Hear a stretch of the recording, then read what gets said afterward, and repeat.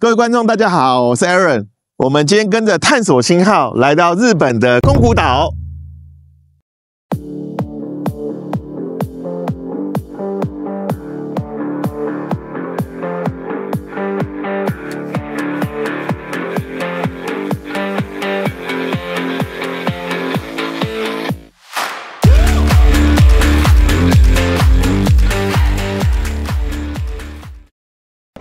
今天的行程会跟上一期的冲绳非常不一样。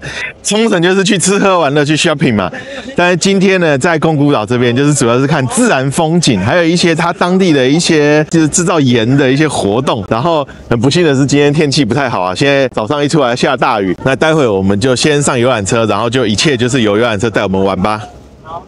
由于宫古岛并没有捷运哦，大众运输也较不方便。因此来到这里的交通方式呢，主要会是租车或是参团。我这一次就是参加了探索星号上面的付费一日行程，随团也有一位中日文都通的导游，沟通起来是完全没有问题。这个行程我是上船才买的，买行程的时候呢，服务人员也有非常的详细介绍。如果大家也是要参团，建议一上船就去买哈，有些团满了就没办法加开了。就是一个先抢先赢的概念。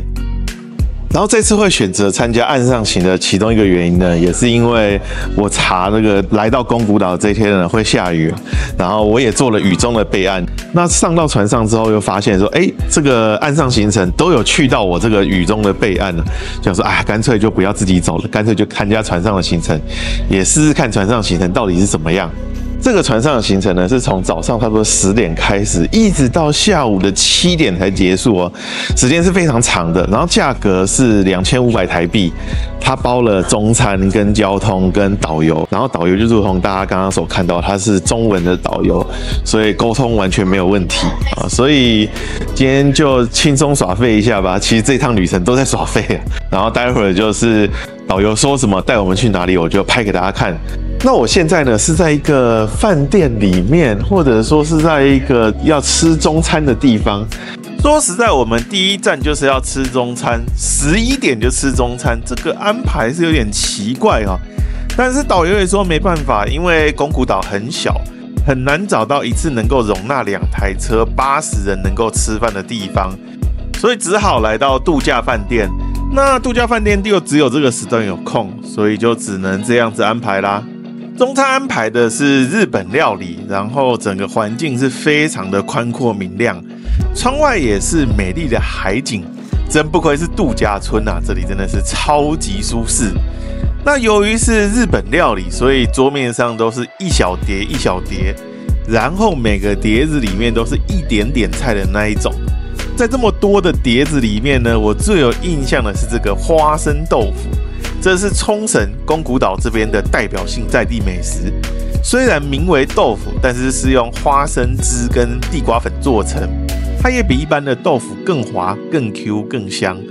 整体来说，中午的这个午餐的料理品质是相当不错的。在吃过中餐之后呢，让我从地图上来带大家了解一下宫古岛。然后，如果你也跟我一样是搭乘邮轮到宫古岛的话呢，你的停靠的地方应该会是在这个平良港这边。然后平良港大概就是在宫古岛的中间啊。然后来到宫古岛呢，最有名的还是它的自然风景啊。我随便开一张图给大家看啊，比如就是像这样子，这个叫做宫古蓝，就是它的海水，它是从宝石绿到深邃蓝的梦幻渐层啊。然后其实我们在地图上也可以看到，这个我是点刚刚那个照片嘛。其实你在地图上就可以看到这种蓝色的地方，大概就它的岸边都是这种宫古蓝，非常的漂亮。然后是它的顶级沙滩哦，叫做与那霸前滨海滩。它的位置在哪里呢？它的位置在这个地方。然后这里有日本东洋第一美的称号，它有多漂亮呢？我就把这个画面点开给大家看哦，它的画面就是这么漂亮。所以为什么我说天气好很重要？因为天气好的时候，来到这一些沙滩，来到这些海滩，拍出来的照片就是这么美啊！然后这一切也是来到宫古岛绝对不可以错过的景点。然后除此之外呢，还有3座跨海大桥，分别是在宫古岛比较南方的来间大桥。你看这个照片，这样看就非常的漂亮。然后除了来间大桥之外呢，还有刚刚我有给大家看到这个伊良部大桥，这个伊良部大桥大概3.5公里哦，也是非常的漂亮。还有就是这个北边的，我觉得最漂亮的是这一个大桥，这个叫做池间大桥。池间大桥是连接宫古岛本岛跟这个上面这个是池间中间的这座桥就叫做池间大桥。然后池间大桥的桥下的颜色，海的颜色变化是最为丰富的，在宫古岛这边被称作是神之海域。那可能是考量到安全的因素啊，游览车并没有放我们下车，而是在池间大桥上面跑了2趟，让我们直接在车上看风景。结束之后就去下一站海中公园啦。在吃过中餐，同时也用巴士逛完了池间大桥之后呢，我们第3站来到了海中公园。这个海中公园呢，是本来我就有安排的雨天备案啊。然后这个雨天备案其实当时是 ChatGPT 介绍给我的，就是我下雨的时候怎么办呢？就来到这个海中公园。那讲海中公园可能比较抽象，但是实际上它就是一个比较大的水族馆，它是建在海岸边，甚至是深入海底的。我们可以下到这个海中公园内，然后去里面看到鱼在外面游，非常的有意思啊。然后这个海中公园的门票呢，一个人是1000日币。不过我这次是因为跟团，所以这个门票已经包含在团费内了。我们来到海中公园之后呢，首先这边就是我们的大门了哈。然后我们进到大门里面就先去买票，买完票之后有一个小小的贩卖部。这个贩卖部我觉得卖的都是一些在地的东西。然后我有看到一个很有趣的，是一个拖鞋，然后他讲好像是什么元朝镰仓时代怎么样，但它的图案呢非常的北海鲔鱼相思，我也不知道为什么会这样画。之后再深入的往里面走呢，先走出去外面会看到它的欢迎的标志，然后再走出去外面，其实会先看到一片大海啊，左右都是大海，非常的漂亮。光是在这边就能够拍非常多好看的照片。拍完了这些大海之后呢，我们继续深入到海中公园里面。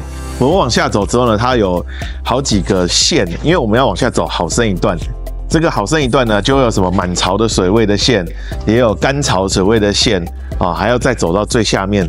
走到最下面就是我刚刚所说的，可以看到鱼啊，看到很多有趣的海底生物。除了很直观的可以在整个水中空间里面看到玻璃外面的鱼以外呢，在整个空间内都有大量的标本，或者说是解说。它虽然写都是日文，但是看图说故事也大概都看得懂。他甚至连如何建造了这个海中公园，用了什么玻璃，用了多厚的玻璃，他都有标记出来。导游也说，在这里运气好的话呢，是可以看到海龟和金鲨的，但是我没看到啦，我是看到了很多鱼，各式各样的鱼，这里也是很有趣的地方。总之，我觉得这边做一个雨天的备案是一个不错的选择。除了做雨天的备案之外呢，我觉得这边也蛮适合给小朋友进行一些教学的。所以大家有到冲绳这边来的话呢，不妨到这个地方来走走，它门票也不贵，1000日元其实也不贵。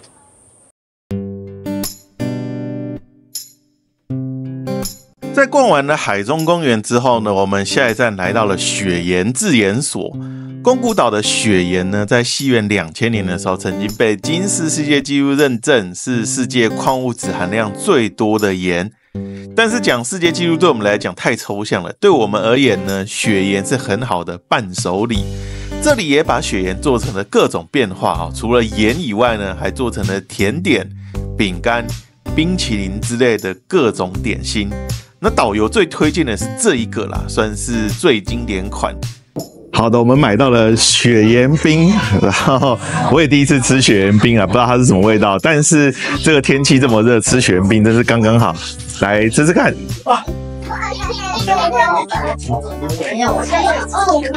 大家看我的表情有点奇怪，是因为我原先认定的冰应该要是甜的，但它除了是甜的之外呢，有牛奶的味道，然后也有盐的味道，咸咸的味道，就是一个很特殊的体验。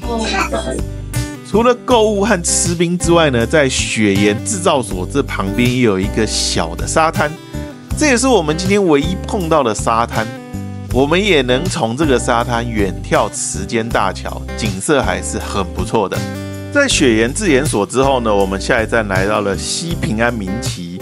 这个平安名是一个古老的地点，崎是夹角跟突出的海岸地形。所以西平安名崎指的是平安名西边的夹角。有西也有东。这里跟东平安民旗不同的是，这边更宁静自然，少观光团，拥有壮丽的风车群跟夕阳景色。好的，目前我人在西平安民旗，然后准备要去最前面那个夹角，所以现在我正在通过一段小路啊，就是你看我后面通过这段小路，然后接着要往最前方走。然后理论上呢，在那个最前面的那个夹角的部分呢，应该是最好拍海景的地方。走到路的尽头，我是有点失望的，周遭的垃圾实在多，需要好好的清理一下。加上太阳快下山了，海的颜色没有早上那么蓝那么亮，但是我们可以从这里更清楚的看到池间大桥，周边陆续有船只经过。我是建议地图上有一个展望台，去那一边拍摄就好，不用走到这个最前面这边来。行程的最后，这个船上的旅行团也有带我们去超市采购，买伴手礼，然后一整天的行程就告一段落啦。我们今天吃过午饭之后，先是到了池间大桥，接着前往海中公园，然后还去了雪岩的制研所，然后最后还去了我当时没有安排到的西平安民旗，就是这个地图上面我没有标点，但这个有绿色的这个字的西平安民旗。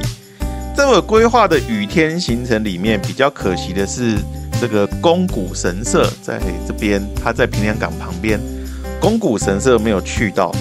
不过以船上的观光团来说，今天去的地方都很经典，都很不错。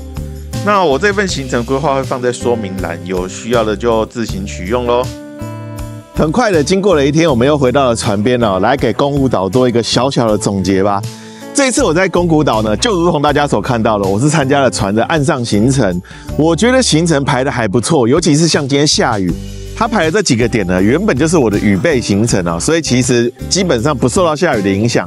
如果各位跟我不太一样，你们不是像我这样只有一个人，而是你们是有2个人啊，或者是4个人，适合租车的，我就觉得或许你们就可以租一部车到宫古岛的，自己去宫古岛的市区逛。像今天的行程主要是在宫古岛的北边，但是南边的什么伊良部大桥其实也非常的漂亮啊。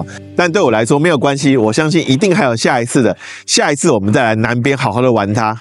那本期的影片到这边又告一个段落咯，也包括我的整个丽星邮轮的初次体验，这个4天3夜的初次体验也到这边告一个段落咯。希望大家会喜欢，那我们下一期影片见，拜拜。